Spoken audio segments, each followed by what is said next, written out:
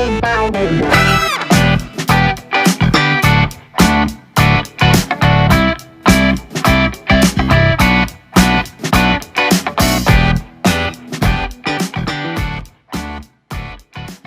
guys, Sean here at the Gardener Center. So last couple of videos I mentioned specifically about our impending first frost that was coming up. And I mentioned that it usually happens right around Halloween. So this past weekend, sure enough, early morning on the 31st, we went way down into the mid-20s here on the shoreline in Connecticut.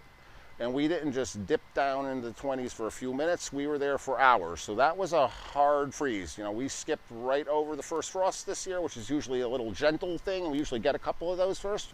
We went right in for the kill with the hard freeze, which was our first freeze of the season. And that effectively ended our growing season for 2020. It's all over now. That being said, there are a lot of things you should be doing in your garden after we get our first freeze. So this week I'm going to take some time. I'm going to talk to you about doing some things you should be doing in your vegetable garden right now if you haven't. I'm going to be talking to you about cutting back perennials, which ones you should and which ones you shouldn't, and I'm going to show you how to do it. And then I'm going to talk about everybody's favorite hydrangeas. I'm going to talk about how to prune the ones you should and how to not prune the ones you shouldn't, so stick around. All right, so we have a lot of new vegetable gardeners this year. So if you're a new vegetable gardener, or even if you're a seasoned vegetable gardener, if you haven't cleaned out your vegetable beds by now, they could be in the ground or raised beds or even in containers. If you haven't cleaned them out yet, now is the time. And I'm talking about tomatoes and peppers and all those warm weather plants. They're dead now. They're not coming back, so it's time for them to go. So the first thing you really need to do with your gardens is pull out all the dead plants. And you know, sometimes people will just take pruners and cut them down at the ground level. I like pulling the roots out and all. There are some bad bugs that can get into your roots and spend the winter there. I like to pull everything out. And I also don't like putting, if you do composting or anything, I don't like putting vegetable garden debris in the compost pile. If you've grown vegetables, you probably noticed that they're really prone to insects and really prone to diseases. And a lot of those insects and diseases can overwinter in that debris, even if it gets into your compost pile, and then you put it back in the spring and you put them back where their favorite food is. So you want to keep vegetable debris out of your compost pile. If it's clean debris and you haven't had any troubles, you can do that, but typically keep it out of there. Once you pull all your plants out of your vegetable garden, you know, everybody comes in March and April and buys compost to turn into their soil for the vegetable garden. Now is actually a better time to do it. After you pull out all those plants, you know, grab a few bags of compost, you know, a compost high in calcium, nice nutritious compost, and add an inch or two of that to the soil now. It's going to have all winter to break down, and it's going to be the nutrients are going to be available to your plants in the springtime if you get it in there now and give it, you know, all winter to break down. So that's a great thing to do, compost. Another thing a lot of people do in the springtime, and now is actually a better time to do it. If you're going to grow vegetables successfully, you really need to test your soil. Vegetables need high nutrients. They're very particular about the soil pH. So I always recommend sending your vegetable garden soil samples out to a good lab like UConn or UMass Amherst, where they can do a comprehensive soil test for your vegetable garden. Problem is, everybody sends their soil samples in the springtime, and the labs get so backed up, sometimes you have to wait 2, 3, 4, 5 weeks to get the results back. And, you know, you send a soil sample in March, and then the next thing you know, it's May, and they're telling you need to add nitrogen. Send your soil samples to the labs now. You're going to get the results back quicker, and you can actually, like I said, you can add nutrients now, you can add lime now. So it's a great tip to, you know, because everybody waits till spring to get the soil tested. So do that now. I mean, you're going to save yourself a whole lot of time in the springtime, and your vegetables will be ready to go in the springtime because their nutrients will already be there. Stick around, because next I'm going to talk about some perennials. All right, guys, so every year, usually once we get into September a little bit, I'll start getting a lot of calls here at the nursery. And the call often is, can I cut back my blank now? People want to cut things back in September, and one of the main reasons for that is, you know, a lot of plants don't look their best by the time we get to September. That's really true of a lot of deciduous plants, you know, plants that lose their leaves during the wintertime, and also true of plants that are herbaceous like perennials. That means they die back completely to the ground and disappear. You know, think hostas, think daylilies, and that sort of thing.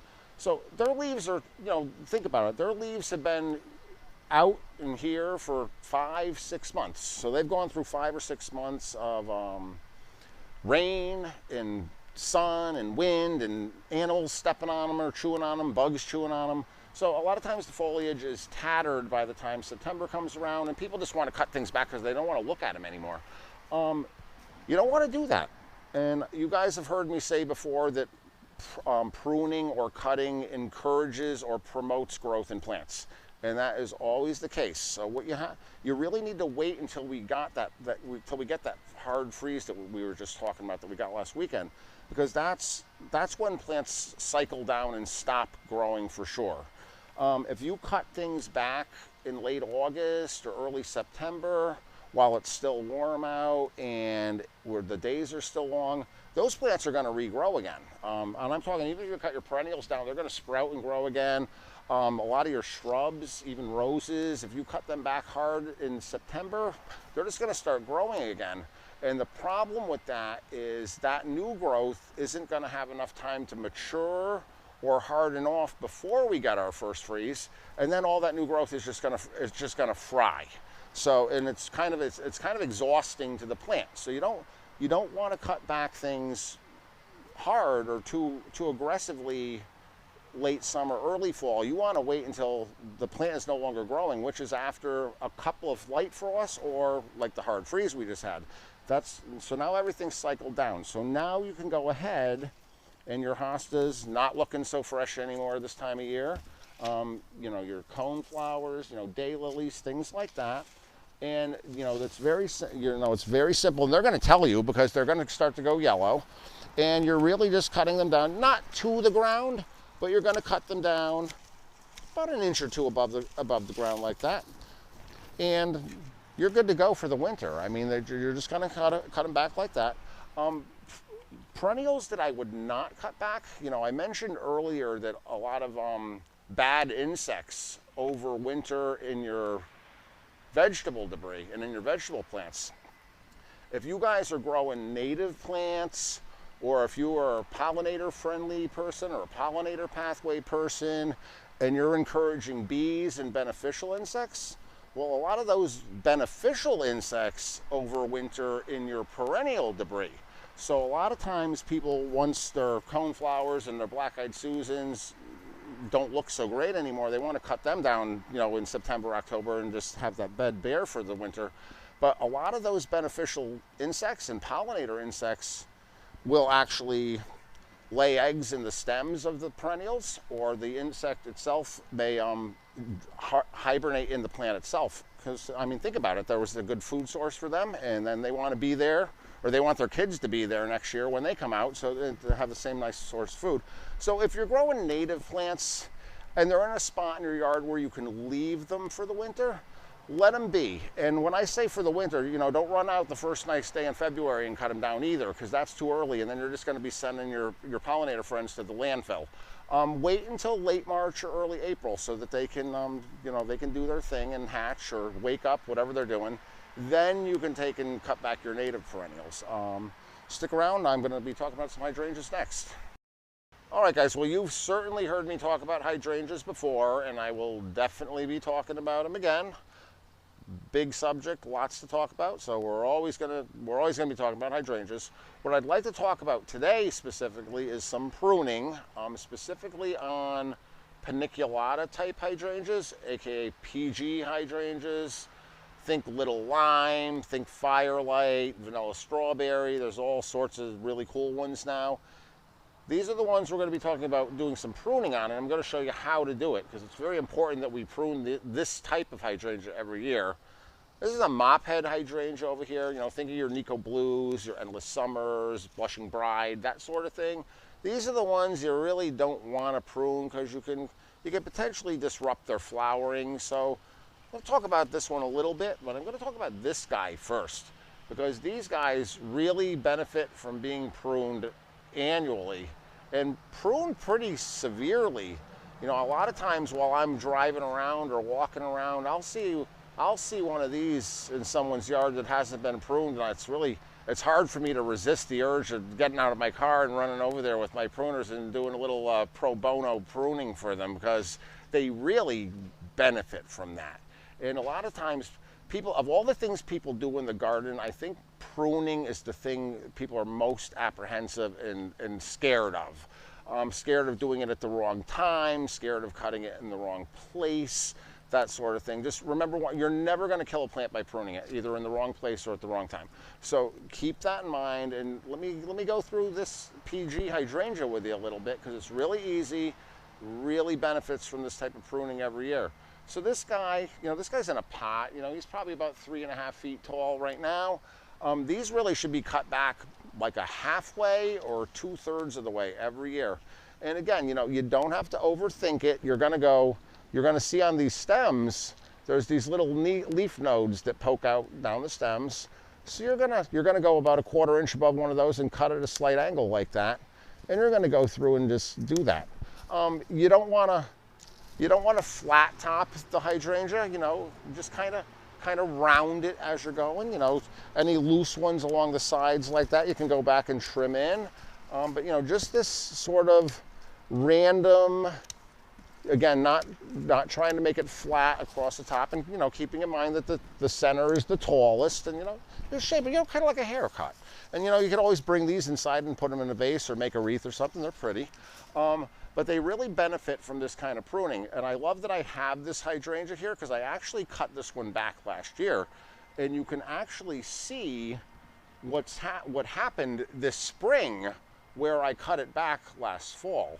And this is exactly what you want your plant to do, because if you don't cut these stems back, they just keep growing long. They tend to be long and arching. I call it floppy and messy, but they call it this kind of long and arching sort of a thing.